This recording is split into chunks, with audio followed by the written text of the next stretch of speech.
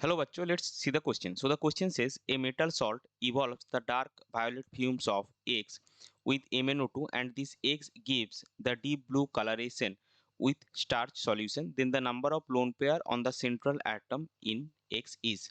तो चलिए सबसे पहले देखते हैं इस क्वेश्चन का की कॉन्सेप्ट क्या है. सो इस क्वेश्चन का की कॉन्सेप्ट है आइडेंटिफिकेशन ऑफ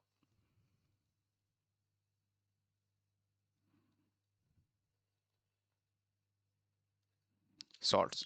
अभी देखिए यहाँ पे बोला गया है कि जो सॉल्ट है वो MnO2 के साथ रिएक्शन करके डार्क वायलेट फ्यूम देता है. इसका मतलब जो सॉल्ट है वो एक्चुअली आपका आयोडाइड सॉल्ट है, उसमें आपका I- एनायन रहेगा. तो अगर हम इसको MnO2 के साथ रिएक्शन कराएंगे और इस रिएक्शन का कंडीशन आता है इन प्रेजेंस ऑफ H2SO4. तो इससे आपका बनता है I3- plus Mn+2 plus 2SO4 2- plus 2H2O. तो मेन जो ये है I3- इसका आपका वायलेट फ्यूम आता है. और जब भी आप इसको स्टार्च के साथ रिएक्शन करवाएंगे तो इसमें क्या आएगा, blue colour due to starch iodine complex. So अभी देखिए हमको I3- का स्ट्रक्चर निकालना है और उसमें कितने लोन पेयर है वो हमको निकालना है. तो I3- में क्या होता है, आपका 1 I एटम जो कि सेंट्रल है इज अटैच टू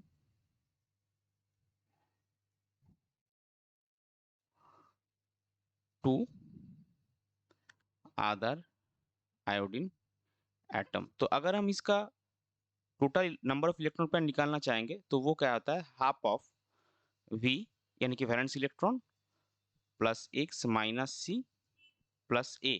तो यहाँ पे हम लिख देंगे V जो है, V आपका है वैलेंस इलेक्ट्रॉन, X आपका क्या होता है, नंबर ऑफ मोनोवैलेंट एटम,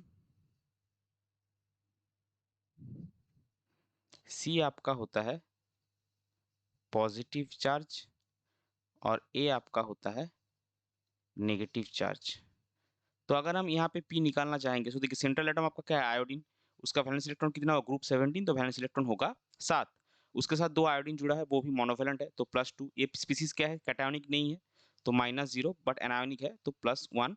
यानी कि आपका आएगा 10/2 = 5. और अगर टोटल इलेक्ट्रॉन पेयर्स आपका 5 होता है तो इसका जो जियोमेट्री होता है वो होता है ट्राइगोनल बाई पिरामिडल.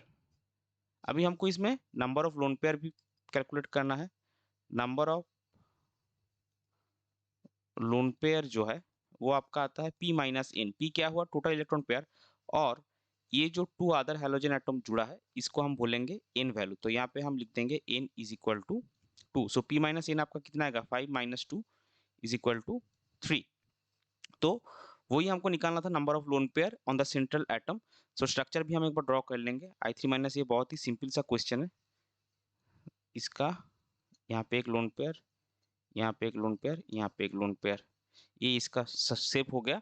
और हमारा फाइनल आंसर आएगा number of lone pairs of central.